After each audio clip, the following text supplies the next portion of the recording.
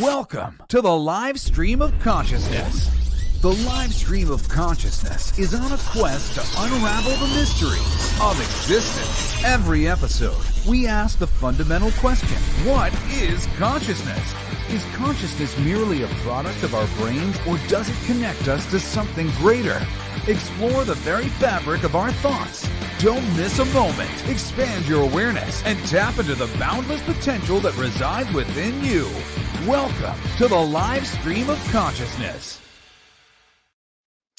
Yes, welcome to the live stream of consciousness. You made it.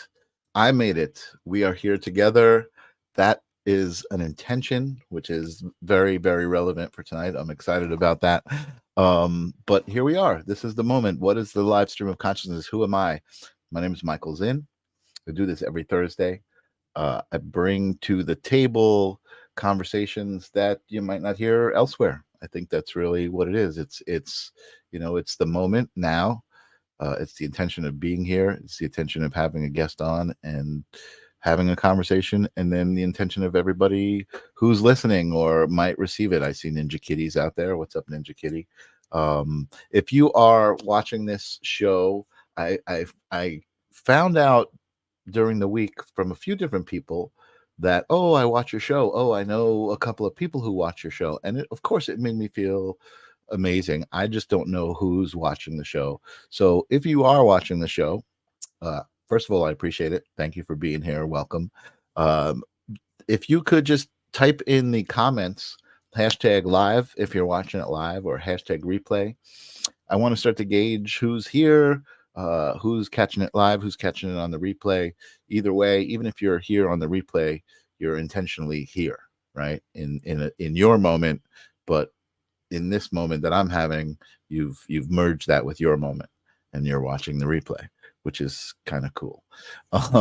Definitely along the lines of the things that I like to talk about. So again, I just appreciate everybody who does watch the show. I know that a lot of people who watch the show don't always comment, so I don't always know you're out there, but I do appreciate you. Thank you.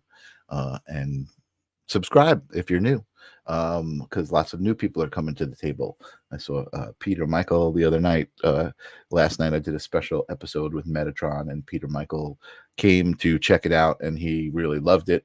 Hat Pauser is here. Ascending Fractal Wonders. Hola. Yes, we are all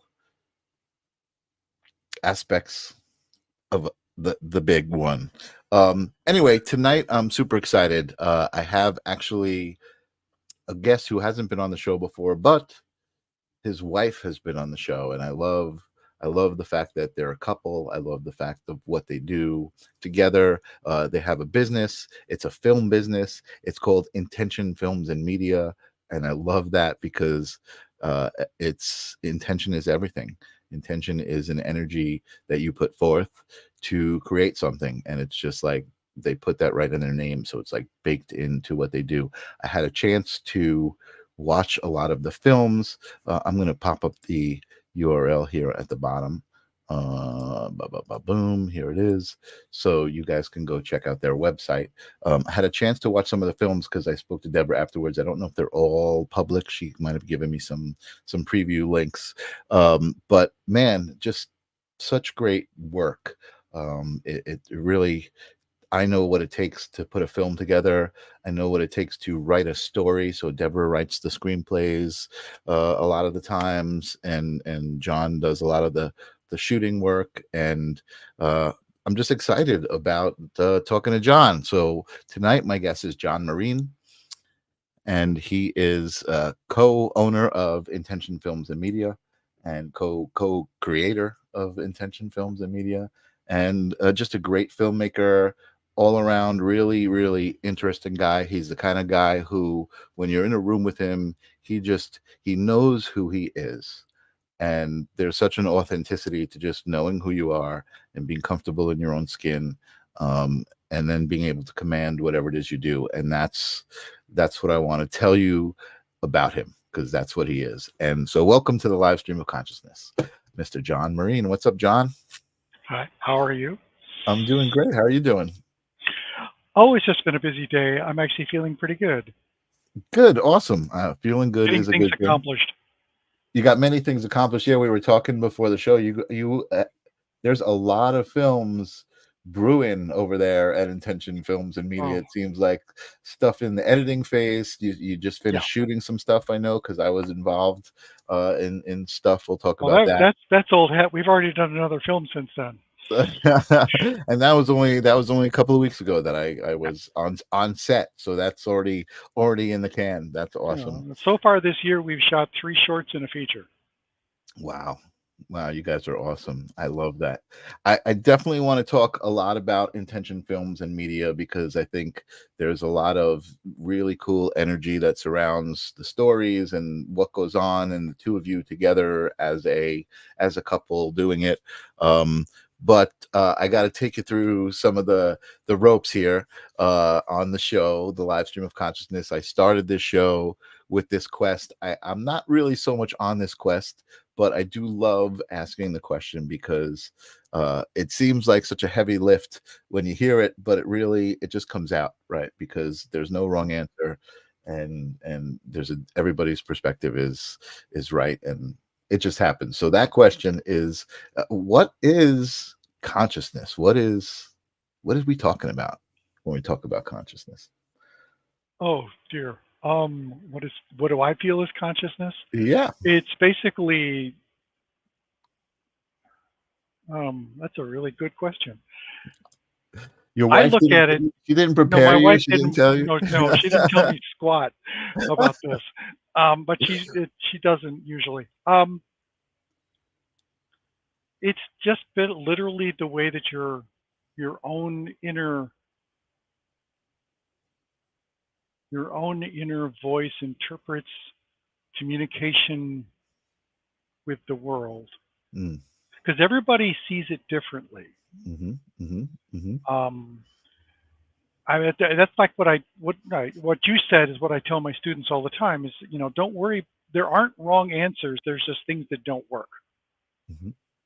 Whenever we're working on a project or something like that, is I will present a scenario, they will tell me what they think, and I'll say like, okay, well, I'm not sure that would work in this situation, but hold on to that because later on you may run into something that will work.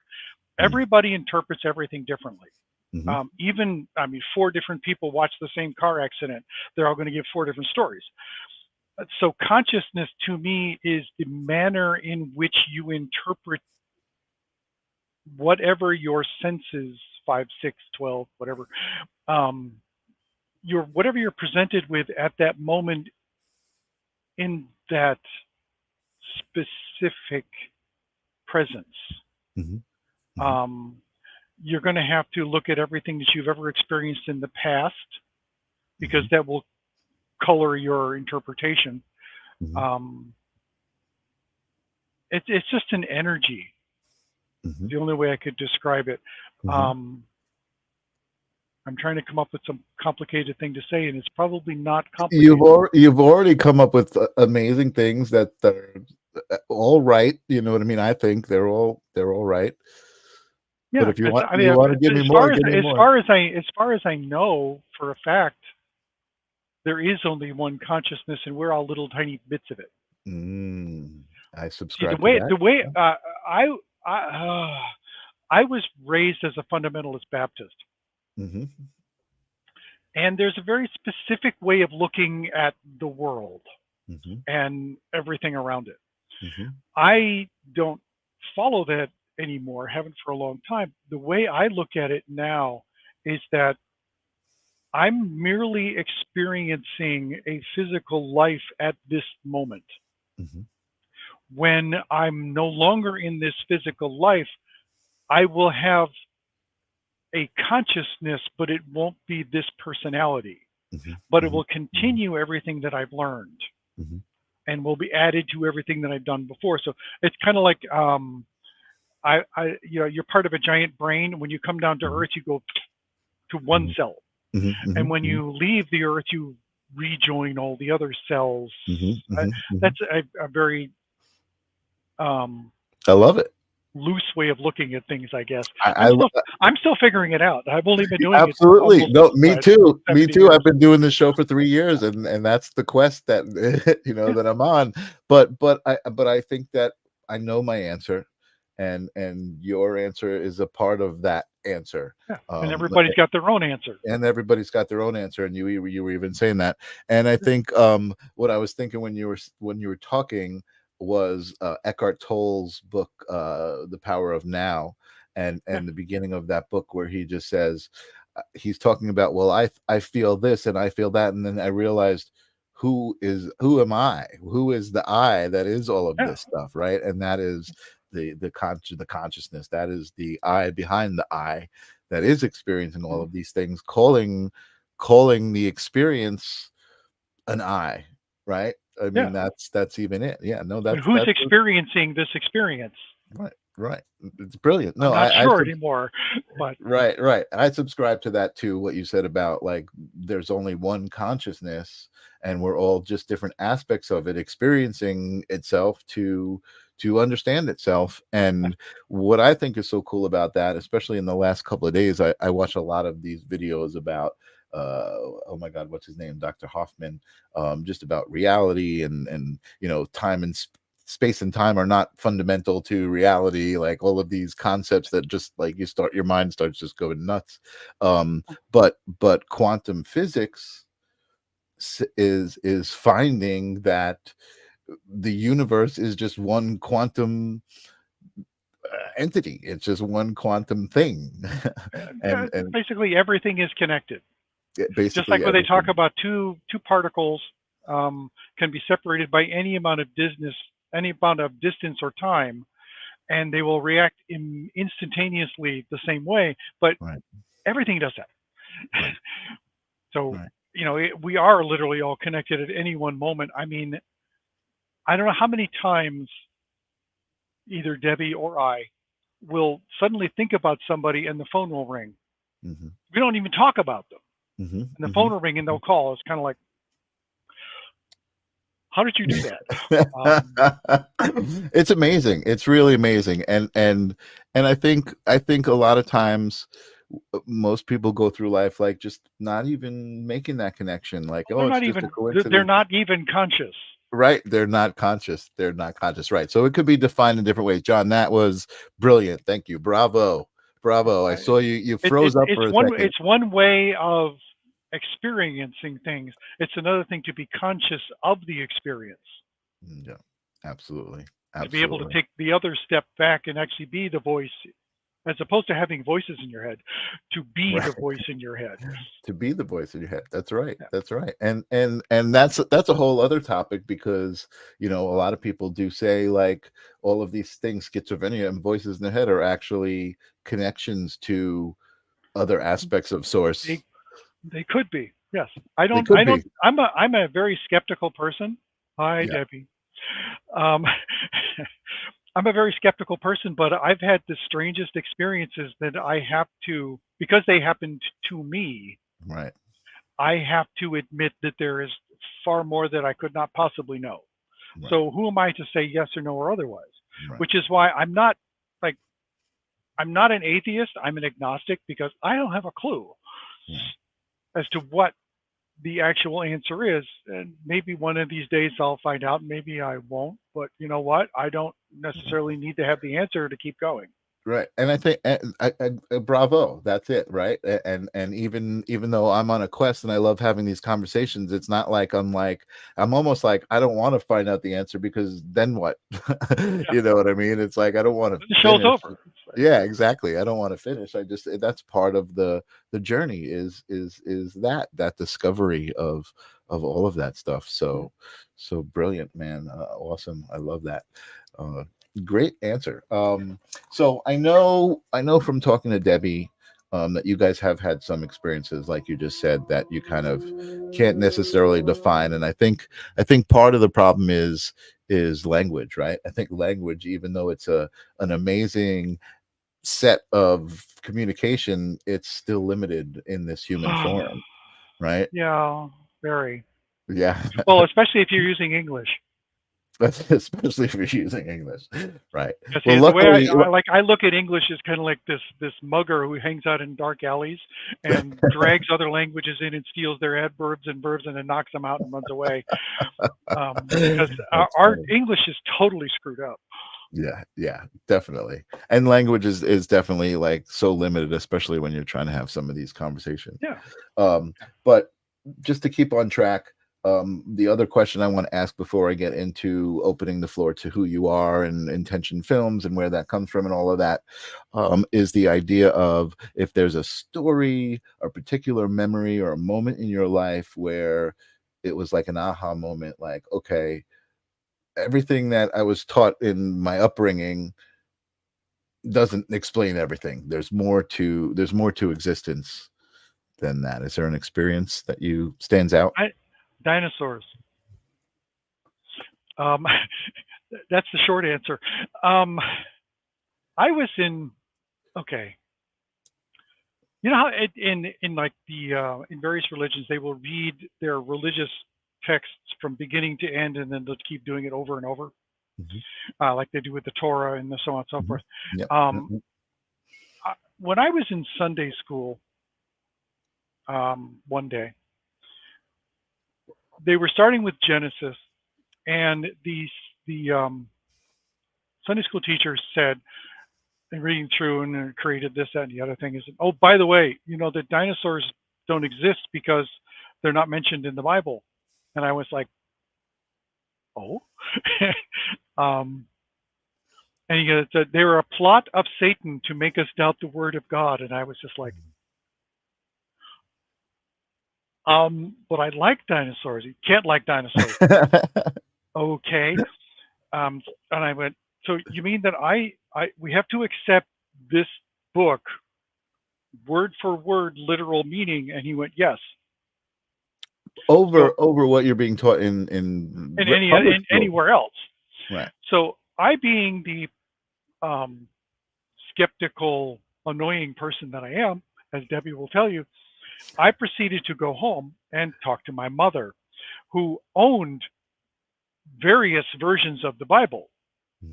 I then go through the Bible and very, very studiously pick out contradictions. I then get her permission to carry these various Bibles back to Sunday school the next time. I walk in and I go like, okay, look at this verse, this verse, this verse, this verse. Which one of them's right? And they threw me out. Oh, wow. Because the one thing you can't do is ask questions. And I'm sorry, I live for questions. So that was kind of like one of those moments of everything I've learned up till now, I was not ever allowed to question. Because I went through school and it was learning by rote. You learned how to do math by repeating it. You learned how to do this. Everything was done everybody taught to the test. Right. The whole point was about passing the test. Right. You could only prove you knew something if you could pass the test. I aced almost everything in school. Because I remember almost everything I've ever read. One year, I caught pneumonia a lot. I had pneumonia like 4 or 5 times before I was 12. Wow. One of the times I was home for a month or so because I was so sick. Wow. I got bored and I read the Funk and Wagnall's encyclopedia. Okay, the whole 26 all volumes. Oh my goodness. And I read the dictionary. My mother didn't quite understand, but she wasn't going to fight with me. She just thought, well, he keeps him occupied and he's quiet. So I would go back to school after being out for literally a month or two, and they would give a test, and I would get like the highest score. And she said, "You're cheating." And I went, "From who?" Wow. So I learned that everything can be questioned. There are different interpretations for everything. Right. Nothing is. There's very little that's literally true. Like. This is another thing that I thought about. Very little that's literally true. Yeah. I like that. That kind of. If you think about in a court of law, when you're on trial, what is the highest form of evidence to be given in court? Eyewitness testimony. Eyewitness testimony. What is the lowest form of evidence in science? Eyewitness testimony. Scientists do not care if you saw it. If you can't document it and reproduce it. Gotcha. Yeah. Okay. Scientists don't want to hear about eyewitness testimony, but that's the highest form. And how many times have you found out that someone misidentified somebody? Right. As we already said, 4 people watch an accident, you get 4 different stories, but they're all eyewitnesses. Right. Because we all interpret things differently. Absolutely. Wow. Very interesting. Leslie is asking, how old was John when he could think like that to be able to question? Like 12. Yeah, and then Deborah answered. She said 10 or 12. 10 or 12. Yeah. I guess, she's already heard all my stories. I guess she knows. Yeah, she knows you. No, but that's brilliant. So I understand. That was a moment for you that empowered you to question everything, right? And to think a little bit differently. So, but really what I'm curious and what I'm getting at is, I mean, I know you were talking about experiences that you can't explain, like supernatural or metaphysical, possibly. Like, is there one of those that sticks out? Oh, I have a catalog. There was one time when Debbie was dealing with the mortgage for the house. And downstairs, there were these 2 4-drawer file cabinets. We're talking like they're 4 feet high. They're big file cabinets, jam-packed with papers, which I have nothing to do with. They're nothing of it's mine. So I never look in the drawers. Right. She's flipping out. She can't find the mortgage. She can't find the deed. She can't find all this paperwork. It's in a specific envelope, this, that, and the other thing. And up until now, I have this weird way of just knowing where things are. Like I can't get lost. No matter where I go. I always know which way is north. I always know how to, if I've ever gone somewhere, I can basically always find my way back. Good I don't skill. get lost. I have a bump up direction, however you want to look at it. I also, like I said, I remember almost everything I've ever looked at or seen or so on. Wow. So I've never looked in any of these file drawers. She's losing her mind. She starts being somewhat loud. I won't say she was yelling, but she was loud, telling me that you're the finder. Where are the papers? And she does it like 2 or 3 times. And I finally go, fine, because I'm now getting irritated myself. I proceed to go downstairs, walk to a specific file drawer, pull it out, grab a folder, a manila envelope thing, close the drawer, walk back upstairs, say, here. I was downstairs maybe a minute and a half, 2 minutes. She goes, you couldn't have found it. I went, here. She opens it up. It was the exact paper she was looking for. Wow. We're talking 8 drawers of file folders. You just knew all where kinds it was. of stuff. And no, I know I didn't know where it was, but I literally was that was where I was taken. I literally pulled it out in seconds. I've never seen it before. I've never seen these papers before. Okay. Things like that happen. So interesting to me that's an interesting answer. I find that really interesting. So that was an indication to you, like, okay, there's something more to existence and energy and the way everything is connected. See, the papers were not where Debbie should have put them. Okay. Because she had already looked. Yes, she just said they were in the wrong drawer. In the wrong drawer. My opinion is she put them in the wrong drawer, but she didn't remember it. I did, but I didn't do it. You remembered her were there when she placed them in the drawer? I somehow or other picked up her memory of exactly where she put it. Wow. She loses her phone 2 or 3 times a day. I don't watch what she's doing. She says, where's my phone? I will more often than not just walk over to where it is and pick it up. I haven't seen it. Right. I didn't see her do it. Wow. I find her stuff all the time. Wow. She will put things in her shoulder bag. She will look entirely through her shoulder bag, can't find something, hand it to me, and I will reach in and pull it out. Right. Without digging or anything. Stuff like that. It comes into your hand when you stick your hand in the bag. Yeah. That's It's awesome. like That's the way I look at it. Do you ever see the Twilight Zone with the blue men, where they're where you can't find something, you look all over the place, you go back to where it should have been, and suddenly it's there. But you looked there. Yeah. There's this old Twilight Zone episode about the blue men, where these people accidentally catch the blue men putting stuff back that was misplaced in the earlier scene. Oh wow! And suddenly they're behind I don't remember the that scenes. episode. No, I don't. I will have to look it up. I have this memory of it. There's like a conspiracy theory of people that are trying to like mess with people. It's like the entire existence is a movie set. Oh wow! Like, and whenever you move around, they're changing the scenes around you. If you think about one of those movie sets where all the tech is always happening, I gotta dig that up. These are the blue men. I gotta dig that up. That's awesome. That sounds awesome. And Hat Powder's out there saying, "You are the key master. Where are my fucking keys?" I've had people do that to me already. One of our friends in New Jersey, who we used to go to ceremonies with, his wife lost her necklace.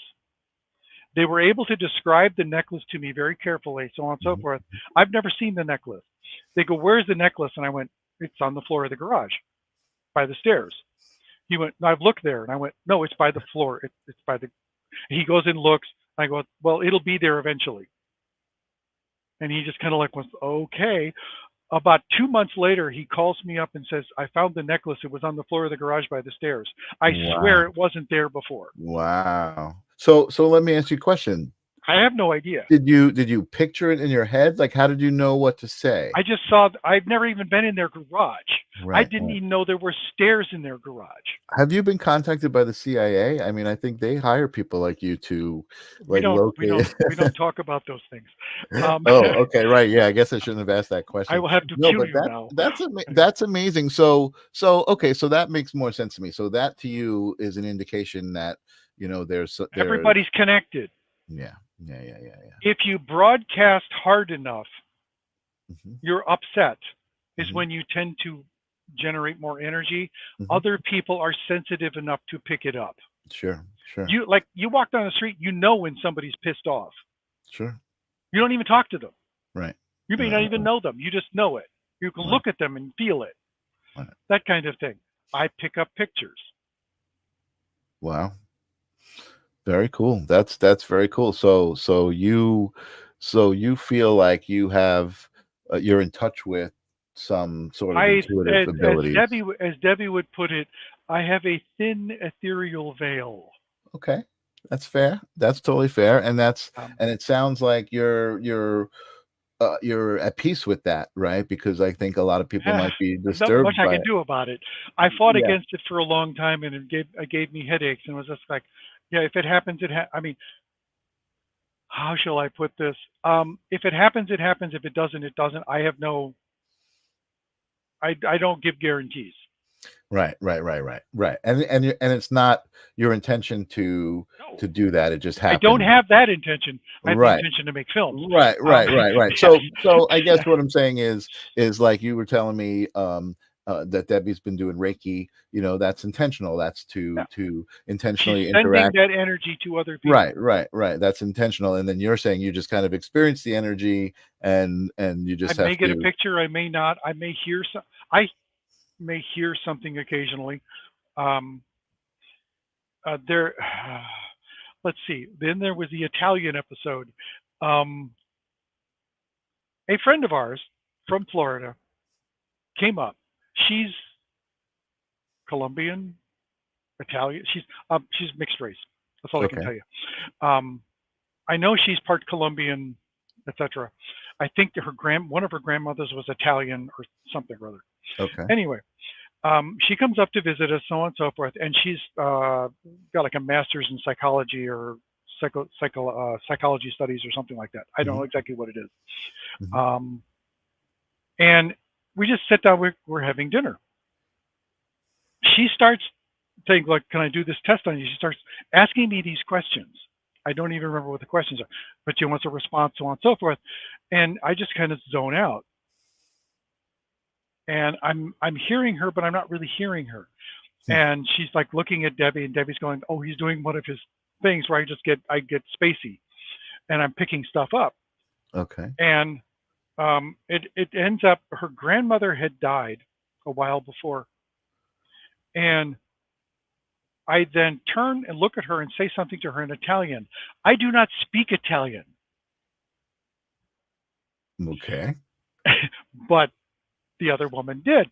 Okay. And she's like, that's what my grandmother always said. I was like, got me. At which point, wow. Debbie starts telling her the story about this woman who was visiting a ghost, for want of a better term, was visiting me before I saw the other woman who came up. I'm getting convoluted now. She was visiting me at school, and she would lean over, and I was in the middle of trying to fix stuff at school, so on and so forth, and I just turned, looked at her, and went, "What?" And the figure disappears. Came back, visited me several more times. I finally found out you have to ask the right question.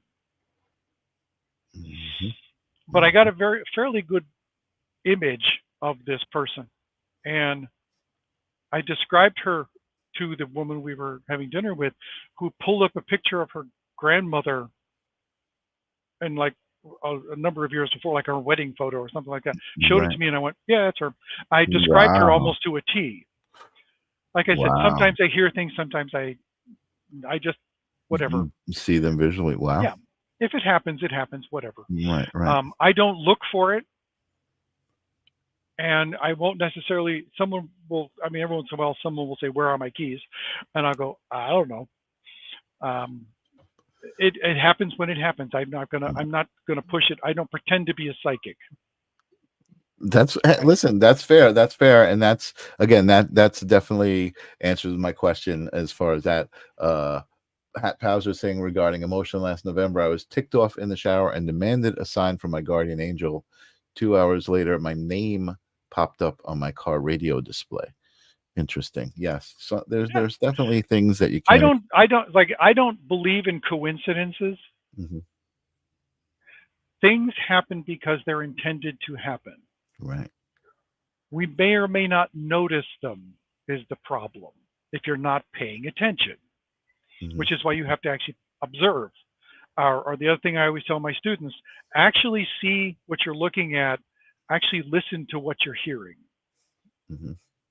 If you can't do that, everything is just going past you. You're not actually living. You're just, and that is existing with intention, right? Which is what I want to talk about. So Intention Films, I love the name of Intention Films, and it was really only through talking to Debbie, kind of really making some connections about where that all comes from, and her stories about some of the scripts that she's written and how they were connected to the situations that kind of came out of them, or all these different amazing connections. And so you're right in the mix with that, and you're a part of that as well. Like I said, I got to watch some of the films, so maybe we can talk about the mindset of that and what your involvement is in these things. One of my favorites, and I was talking about this earlier, there's a bunch of short films that you guys do, I think, that really, really well.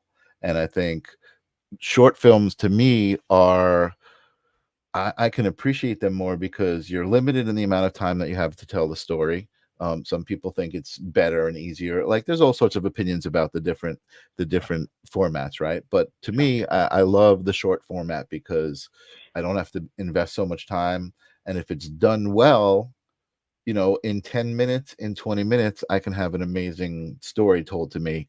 And even if it's just the most basic. So one of the ones I really enjoyed was Sfortunato. Oh yes, that was a fun film. That was one of our one-day wonders. We did the entire film in one day. And so was that for like a specific 24-hour challenge, or was it just a self-imposed challenge, or it was just like, hey, I wrote it was self-imposed for budgetary reasons. We literally had to do it in one day. Oh, actually, it took about a day and change because the exterior shots where Michael was walking around, those were all done on a separate day. But everything else was done in one day. Gotcha. Right above the Belmore movies. Okay. We are a very, very efficient group. We barrel through stuff, and we still get really decent work because everybody knows what they're doing. One of the things we do is almost all of our crews have been trained by us. We take people who don't really know anything about the business or don't know about that part of the business. I've been training people to do sound, to do lighting, to do camera, whatever. And we have little classes here and there. I'll do little seminars, how to be a script supervisor, how to be a gaffer, how to be a production manager, or so on. And we work with some of the young filmmakers that we know who want to learn more. And they basically become our crew. Yeah. But that was one of the ones where we just raced through it. This was, if I remember correctly, this one was kind of brought to us by Michael Fedeli. Okay. It was one of his stories. He's okay. If you've ever sat down and talked to the man, you should talk to the. I keep saying to Deb, we need to do the life of Michael. Oh, because every time we talk to him, he's got the most bizarre stories that happened to him. But this was one of the ones about him and his brother and it actually, I think it came out of being near the racetrack at Elmont. He grew up near Belmont. Okay. I think Belmont in Elmont. And he remembers going to the racetrack as a child with his father. Mm-hmm. And what was it? His father wouldn't bet on the horses or something like that. And he said, well, why don't you want to bet? Why don't you want to bet? And they were outside the racetrack as people are coming out. He goes, look at them. Do they look happy? And Michael remembers this, that that didn't bring you happiness. Gambling doesn't bring you happiness, so on and so forth. And he also remembers his mother or his mother, I guess, because that's where the whole thing came from, was Fortunato, but being unlucky. Right. His mother or his grandmother would save Christmas because his father would blow the money, this, that, and the other. They would lose this, and they had problems, this, that, and the other thing. She would literally go to the racetrack, bet on one thing, and win like $1,500. Wow. And save Christmas. They actually talk about that in the film. These were all like stories of Michael. Yeah. And he brought it all, and Debbie put it together. And we shot it in one day. This is how Debbie works. The waiting room was for a 72-hour challenge. You added that in. Was that from your mother? I saw Debbie's thing pop up. She said that was her grandmother. That was her grandmother? Yeah. You know what? I didn't do all of this gets glommed together by Debbie. She takes all of these experiences.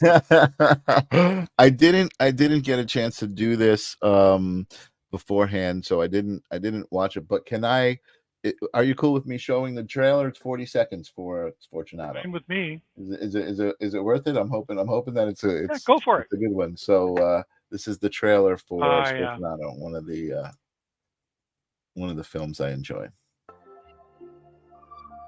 There are two types of people in this world. There's lucky and unlucky. Sfortunato. It means unlucky. Sfortunato. My grandma used to call me this all the time. Hi, Vincent. This is Carla from Dr. Levine's office. So who's going to kill you now, Vince? And where's my money? Yeah, listen, don't worry about it. You'll have your money by Friday. Hey, this Friday. Yeah, this Friday. Salvatore, what do you say? Bud? On a serious note, what do you want? So I only have two things in this world that are valuable. Those rings and you.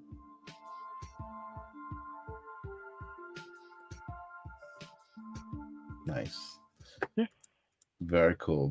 I just as somebody who's worked in films, I can just so appreciate the art of storytelling and the way the story goes. Not to give it away at all, but it's just so great. It's just such a neat little package. That's something that Debbie has a very firm grasp of, is how to tell a story.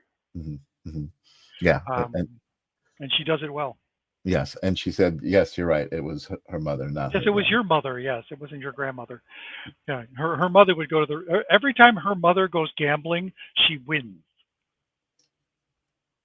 That's great. God bless her. I don't, because every time I go, I don't win. So I just don't gamble. I'm not interested. Exactly. It's like, listen, if I won, I would be more interested. Absolutely.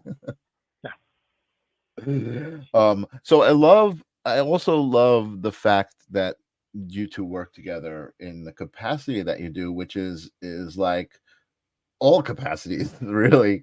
I mean, it's We're a really like, production we're a production team. We do everything. yeah, and I mean, I know that you guys can probably both of you take on each role if it needed to be filled. You could fill any of the roles on a production. Well, Most of them. Debbie's not technically minded. Oh, she can't operate a camera. No. Gotcha. She has problems with her phone camera. Or as she puts it, she can't really see what she's doing. She will take a picture and hope it comes out okay. Right. No, she's That's not the interesting. technological one. That's interesting to hear, because when I was working on set with you guys, she was by the village, the video village, watching, and I could see how excited she was getting at the work that was being done. Oh yeah, You know what I she mean? loves So it. so she has an appreciation for sure of the work. She knows if it's going wrong, but Right. she has no idea why. Right. In terms of tech. Something didn't look right. No, she'll be able to tell you like it's out of focus, the sound, so was a problem with the sound, you were not focusing on the right thing, to say anything, but she doesn't necessarily have any particular way of expressing how to fix it. Right. That's why she wouldn't be able to pull focus herself. No, I could probably teach her, but no. Right. She's not interested. I get it. No, I totally get it. It's just not her thing. Right. She uses me as a translator. Okay. I will look at what she will tell me what she doesn't like, this, that, and the other thing. I will figure out how to tell it to the crew, how to change this, how to explain this. Now you need to focus over here. Bring me a 35 millimeter on that kind of stuff. Mm-hmm. That's my job. She does the writing and directing. I take care of production. Right. Because I've done it all. Well, I've got to say, like, I guess my point was the team and the energy, right? The vibration. Oh yeah, we can take care of anything. Yeah, it's just, it was so nice to be around, honestly. And it's interesting too, because it made me remember I've been kind of in and out, right? I there are times when I can dedicate time to the film aspect of my life, and then there are times that I'm just busy with other things. So I mean, I've kind of known Debbie, and I guess by default you as well. I think I was more aware of who Debbie was, for many, many, many years, and actually have worked on different film sets where she's been with like Fred Carpenter, Steve Sage, what's Pinky's film company? Oh my goodness, I forget the name of Pinky's film company. Is that Rapier Wit? Rapier Wit, yeah. So just through different connections, into the community, worked with, within the vicinity of Debbie, Junkie Heaven, Debbie was a part of Junkie Heaven, and just, I think, for me, I was always just kind of told like, oh, Debbie brought this actor into the picture, like that was Debbie knows everybody, and just some really phenomenal actors. I'm going to just give a couple of people some shout outs, right? Sal Rendino, love him to death. Lucas Hassel was just Janice, my girl, just had Lucas on her Unique Piece show. They just recorded it. I think they're showing it on Sunday. Just amazing human beings and really amazing actors. Russ Camarda, just some people who just do some really, really good heartfelt work. Her phone looks like a who's who. Oh yeah. Yeah, and that's and you know what? That's not even to mention like the known actors that she's worked with. Yeah.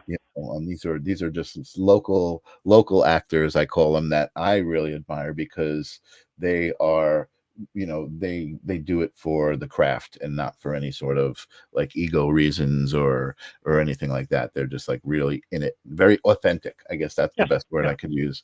And just like you and Debbie, like you guys, I just love that so much. And you guys work with the Graydon family, which is also another great connection, because again, it's like the whole family is connected to the heartbeat of filmmaking and all of the different aspects that go into it. And there's just such an authenticity that comes out of that, that I think that energetically spills out onto the films. Oh yeah, we work together very well. Yeah, it was great. Yeah, thank you guys for inviting me on your set for Brimstone. So you said Brimstone now is edited, it's ready to go. Where is that at? It's in the final edit for building the film. It still hasn't had color or sound work done yet.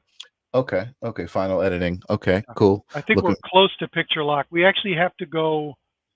One of the pieces we never got to do a really good shoot of the child trying to get out of the basement. We're gonna I think we're gonna go do that on the 30th. Go back, do a pickup on that. So we gotta pick up, and then that basement was also, so the house wasn't sold yet. You still got access. No, to I mean we talked to Jack, and it hasn't been sold yet. We can get out there on the 30th. That was such a great basement set. Well, that's an amazing 1800s basement. Such a great experience, like I said, on set with you. So let me talk about that a little bit, because I think that might be relevant, because I caught some wind about the storyline and about you particularly acting, which you don't always necessarily do. No. That there might have been a little bit of autobiographical elements to that. A little. So let's talk about that. Did you write that? Did Debbie write that? No. Debbie wrote it. I provided some dialogue. Okay. As I said, I was raised as a fundamentalist Baptist. One of the voices I have in the back of my head is my mother saying, "You weren't put on this earth to enjoy yourself. You were put on this earth to earn your way into heaven." You're not supposed to enjoy this life. Right. You're supposed to work. The whole point of this is to work and suffer. Prove yourself. So that you can get into heaven. That's the voices. And Debbie has heard these stories. And that kind of was the genesis of Brimstone. Was basically my story. My childhood. Was my childhood anything like what was in there? No, I was not locked in the basement. I was not beaten. I did it so on. I mean, I have a certain version of PTSD, which everybody does from their childhood. In some fashion, you are damaged by your childhood because your parents are doing the best they can, but right. Everybody's doing the best they can, but in the situation that they were presented with. I mean, it's like my parents grew up in the Depression. My father was born in 1918. Wow. My mother was born in 1919. Right. I'm the youngest of 6. My oldest brother is 21 years older than I am. So you can see that the families are it's really strange. Yeah. And because they grew up in the era where, you got a problem with my kid? A teacher would say, you got a problem with my kid? Just smack him. That was normal. Right. In the 50s and 60s. Sure. All right. So was I beaten as a child? No. Right. But discipline was different. Yeah. Was I traumatized? Yeah. Right. Because everybody is. So all of the stories and this, that, and the other thing, and the voices that come out of me sometimes when I'm talking about my parents, that's what developed into Brimstone. I gotcha. Needless to say, this is the evil story on steroids, because Franklin, the father there, is like truly an evil creature. He's a demon. So what we likened this guy to was basically he is the embodiment of everything bad that could happen to you, parent to child. Gotcha. Right. He basically is just he's like the 1950s worst possible deliverance parent, kind of thing. I mean, it's there are no redeeming qualities to this man. But that's the thing you can do in a short story. You don't have to show all sides of the question because you're only answering one question. And that's what it's really all about. Right. you know, what screwed up this guy so badly that he ended up like this? Well, then you go and find out. Right. I don't really know how much you want to talk about with the story, how much you want to give away. But No, I would probably receive nasty emails from my wife. but the character that you play, is this father figure, I'm evil father. the evil, nasty father. Yes. Yeah, and so again, kind of the conversation, the vibe. I don't know exactly where I got this from. It was maybe a mixture of just intuitive feelings and conversation about how it related to you.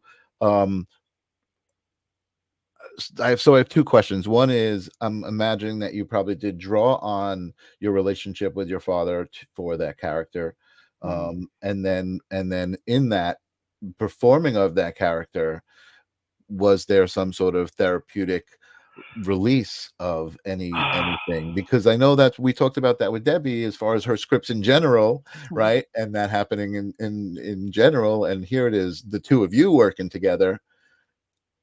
So there you go. There's my questions. Okay. My father, how shall I describe my father? Usually what I will say about him is he's the kind of guy who would give you the shirt off his back while he was picking your pocket. Wow. He was a damaged individual, right? Like I said, he grew up in the Depression. That was when he was like, 11 years old was when the market crashed. So he was a teenager, preteen and teenager during the Great Depression. He had to drop out of school during the Depression when I think he was in like 8th, 9th grade or something like that, to go work full time to pay for bills and stuff family. like that. Yeah. My mother had to drop out of school at around 6th grade to work on the family farm. Wow. That was their upbringing in the 20s. Wow. In farm country, upstate New York. I mean, wow. I don't know how much you know about the outskirts of Binghamton, in Tell upstate me. New York. It was one of the main outposts of the Ku Klux Klan. Wow. They told me when I was growing up, they told me that when they were children, they would burn crosses on the hills outside of town.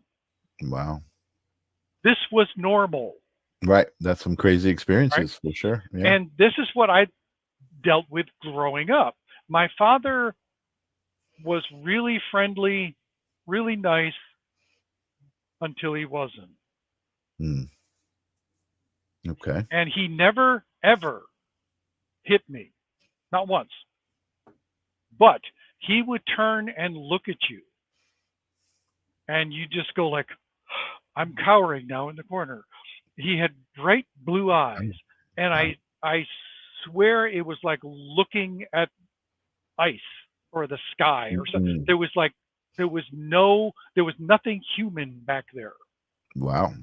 When he was pissed off. Wow. That's descriptive. Yeah. Wow. And plus, growing up as a child, my father had 3 nervous breakdowns before he died. Okay. Wow. I remember them. It was fairly obvious what was going on because at one point he was outside holding onto the grass so he wouldn't fall off the earth. I mean, he lost it. Ooh, yeah. He had mental issues. What I got out of doing Brimstone, to tell you the truth, was I forgave him. That's right before you said it. That's came to me, and that's amazing. I used to be really. I spent most of my life being really pissed at him. He did the best he, like I said before, he did the best he could. I'm okay. He tried. Right. But you never saw that before, and finally you were able to see that in kind of trying to portray him and almost conjure up his energy, I guess, right? You just kind of I conjured up all the bad parts. Right. And the fact that even if the father, Franklin, not my father, in the movie, he was still actually trying to do the best thing, what he thought was best for his child. Mm-hmm. Mm-hmm. Mm-hmm. It was completely screwed up. It was Right. evil and vile, Mm-hmm. but he was still doing it. He was doing it honestly. Mm-hmm. Not what I would do. Right. Having right. raised Right. children, No, I would never that's treat a them good. like that. But he was literally right in your face, honest about what was happening. Right. No, I think that's a good way to put it, and I think those are great perspective to have on a situation which probably wasn't perceived that way before, right? Yeah. Hat says growing up starving in pure survival mode amongst evil people pretending to be Yes. religious ones creates very damaged, hard individuals. Yes. For sure, Exactly. for sure. And I think, but what's really cool about that, I think, is that it's like almost like a different kind of hard individual than what created that, in that hopefully more aware of what generational trauma is and how to not continue that, right? So like you said, this experience helped you to forgive your dad a bit about for who he was. And I know it's a joke about you and smiling or not smiling often, and I know, there you go. I mean, I know you have such a heartwarming smile, John, and and again, because I think it comes through very authentic. That's recent. And but how awesome is that comes from that generational trauma that you're talking about? You know what I mean? Like, you had so much anger until now, right? Mhm. Brimstone is just a couple of weeks ago, and you held on to that for so long, and being able to let that go is so freeing. I mean, and we all have it. I think you said it earlier, like, we growing up just in this world, I think, if you get past a certain age, you're fucked up somehow. Somewhere in there is, I don't know anybody who doesn't Right. have PTSD. Right. There are no normal families. Right. It doesn't exist. Yeah. There's something about every human that is damaged. Mm-hmm. It's how you deal with it. Mm-hmm. That's the thing. I grew up knowing that I was never going to be like my father. Mm-hmm. Mm-hmm. So I spent 50, 60 years not being like my father. Right. Which is a good thing. Yeah. But it's. But you were holding on to some anger. I still was not being truthful. Right. To myself. Right. You had to face that anger, right? And that's, I think, again, I'm not a big fan of like terms, right? Like the spiritual journey and all of the stuff surrounding the spiritual community, which I love. The spiritual community, I'm a big part of the spiritual community. I love awareness, I love consciousness. Obviously, I have these conversations, but I think what's great is it's happening in so many different ways, and it's all the same thing, right? I mean, again, my conversation with Debbie about how she'll write a script and she'll get some actors, and then they'll be like, oh my God, this is kind of what happened to me in my life, or what. That happens to her a lot. Yeah, that's a beautiful thing, and I think that obviously she's doing the right thing, and that's what I was kind of saying when I started the show. Like, I don't know what I'm doing. This was never really like on my list of things I wanted to do, but when I was put into this position and I started having these conversations, it felt right. It felt natural. People started responding to me saying, I love the work that you're doing. And I'm like, work? What are you talking about? I have a show. It's fun. I love these conversations.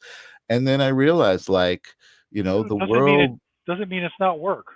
Yeah, but the world needs this healing, right? Work can be fun. Work can be fun, exactly, and it's been so rewarding, This conversation has been amazing. Thank you. I appreciate you opening up and talking about your father and all of these things. And I feel like we just hit the tip of the iceberg. So I would love to have you back for another conversation. We haven't even talked about witchcraft yet. But anyway. Well, let's talk. I want to give you some space to promote whatever it is that you want to promote. So tell me what is witchcraft? Oh dear, no. Okay, that's. I thought you were talking about like a new film you were working on or something. Well, I actually started writing, also. Scripts. Okay.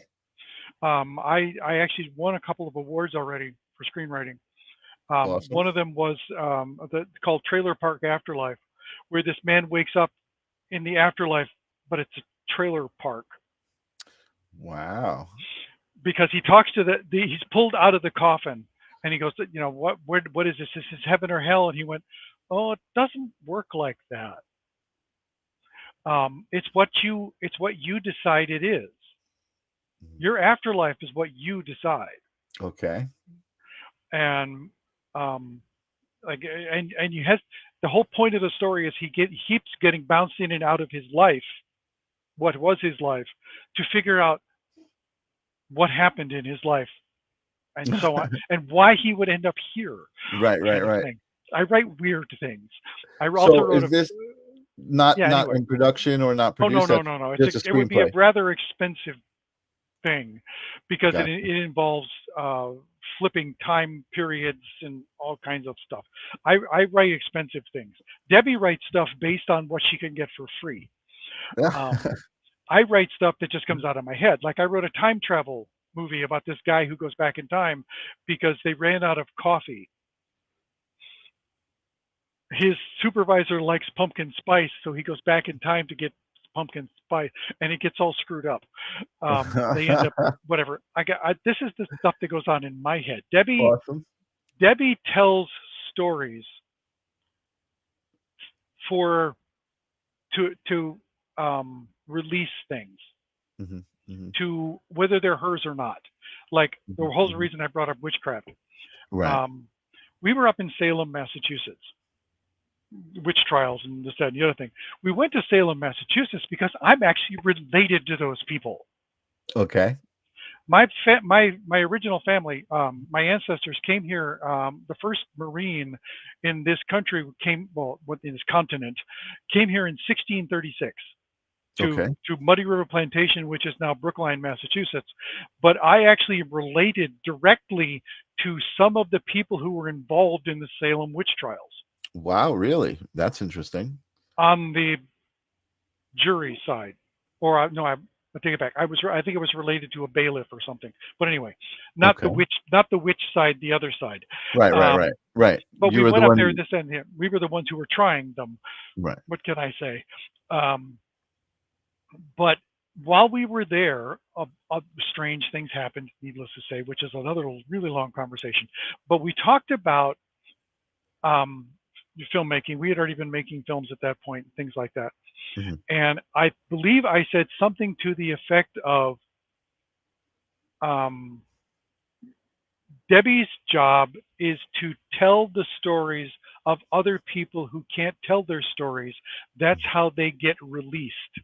Mm-hmm, mm-hmm, mm-hmm. It's like send them off to the light kind of thing. Mm-hmm, mm-hmm. There are certain beings who are here because they can't leave unless their story is told. Mm-hmm. Debbie's telling stories. Mm-hmm, mm-hmm. That's one of the things she does. And I guess she tells stories that other people don't know. They're being led to her.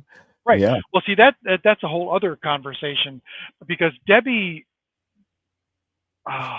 somehow or other, I'm trying to remember the entire story, but she was told at some point, I guess it was actually through me, with the conversations about, I was being told that I have to hear this stuff because Debbie won't listen to them. Debbie won't hear them. So she has to start hearing them. Mm-hmm. And I believe I told her that. It's getting a little bit, my brain is getting mushed up now, trying to remember all these different stories. Right. But this is the kind of stuff that happens. I was told that Debbie has to hear them because Debbie has to tell the stories because that's a release for all of these spirits. Right. Like Right. she tells stories about her parents, or other people's family, or that's what she does. She Right. tells everybody else's story. Yeah. That's her job. Yeah, no, and amazingly, and again, I mean, you know, it's down at the bottom of the screen for anyone who's interested in watching any of this stuff. I love watching it. I'm a big fan of independent film, and definitely as far as Long Island goes, I think you guys are up there as at the top. And you've really embedded yourselves in the whole scene through, you know, through the film festival and all the things that you guys do. So I am always respecting you guys and thanking you guys for your contributions to what you do, and always living vicariously through social media, watching all of these events, watching the great-ins. Rob was here before, watching everybody, you know, showing their films, and just, I mean, it's such a, there you go. That's what life is about, right? Enjoying enjoying the moments, creating things that make you happy. So kudos to you guys for reaching that point and continuing to do that. Is there anything you want to, again, I want to have you back because we haven't spoken about witchcraft. We haven't spoken about the connection, you know, a lot of the films, Waiting Room and things like that. They do deal with those subject matters, right? Of release and moving on and other worlds. And, you know, I want to talk more about your stories, the time traveler stuff. So I'm inviting you back for some tentative date in the future. But is there anything you want to say to my audience before I put you back in the green room? Oh, you have to enjoy what you're doing. If you don't enjoy what you're doing, change what you're doing. Really. I always tell like students, they like, you know, should I go into film? Should I go into filmmaking? This, that, and the other thing. That's like, most people in the entertainment industry, I feel, you do this because you have to. Mm-hmm. It's a requirement. Mm-hmm. Mm-hmm. Mm-hmm. But don't make it a job. Right. Do it because you love it. Do it because you're driven. If you do it because it's a job, that's all it's ever going to be. Yeah. You don't. That's what I don't enjoy doing jobs. I like working. I retired already twice. Right. from multiple. I mean, I was a teacher in New York City for most of 30 years. I'm still teaching at college level now. Awesome. I don't teach because it's a job, because I can get paid. I teach because I love watching the light bulb go on over the kid's head. Mm-hmm. I will explain something and they'll suddenly go, "That's what that meant." Yeah. It's not about the money. It really isn't. Right. No, I agree with you. What you're doing. I taught a little bit. We were talking about that earlier. I taught a little bit at SUNY Farmingdale, and you know, it's amazing when you're talking about something that you just love and you just do, and other people are able to learn and light up like that and be like, oh my God, that's what that's about. Now it makes sense to me. And you created a ripple. You know, I've had, I don't know how many different students. I've had students come back to me after a decade, and they still remember what one thing I ever said to them. Right. You know, enjoy what you're doing, live what you know, actually see what you're looking at. They will come back and they'll tell me this stuff. I was one time I was in a Rite Aid somewhere in Queens. Once, I ended up teaching introductory plumbing. I was a career and technical education teacher. My actual New York State license is cabinet making. Okay. So I've taught cabinet making, carpentry, architectural drawing. I've taught almost every subject except for music, art, and foreign languages. I've taught just about everything else in New York State curriculum. Okay, impressive. So I taught this plumbing class one time. I had to cover for some guy who was out. Something happened. He had surgery or something. So I taught the plumbing class. And literally a decade later, I'm walking through Rite Aid, and suddenly this really big guy who I had never seen before comes running over and gives me a big hug. And I'm like, hi. He goes, Mr. Marean, you don't remember me? And I was like, no, sorry. I was in your plumbing class. okay. He goes, I remember what you taught us, that I have to always do the best I can possibly do and to always be proud of my work. And I should always do everything to the utmost. And he went on, and I'm going, great. And he walks away, and I'm going, I got nothing. I have no idea who this person was, but he obviously remembered me. Right. But I've had people do that to me. I will suddenly get emails from somebody I haven't taught in a decade. And how awesome is that? That's amazing. Oh, I it mean, pops so up every once in a while. so I mean, validating that you. Facebook has made it much more. Right. Yeah, I again, when I first started doing this, there wasn't any of that idea, and the first time somebody said, "Oh my God, what you said this night made so much sense and affected me," I was like, oh wow, like this is awesome. It's really awesome. And I remember too, also, I started teaching Photoshop at the Art League of Long Island when it was in a house on Cuba Hill Road. It was before they didn't have a building, and I was teaching Photoshop on the computers that during the day the secretaries were working on.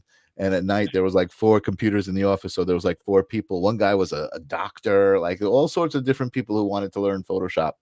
And like I said, all I was doing was talking about something that I was passionate about and I knew about, and everybody was like so amazed and lit up, that whole thing. And it's just so rewarding. If you're an instructor and you actually want to do the job and you like what you're doing,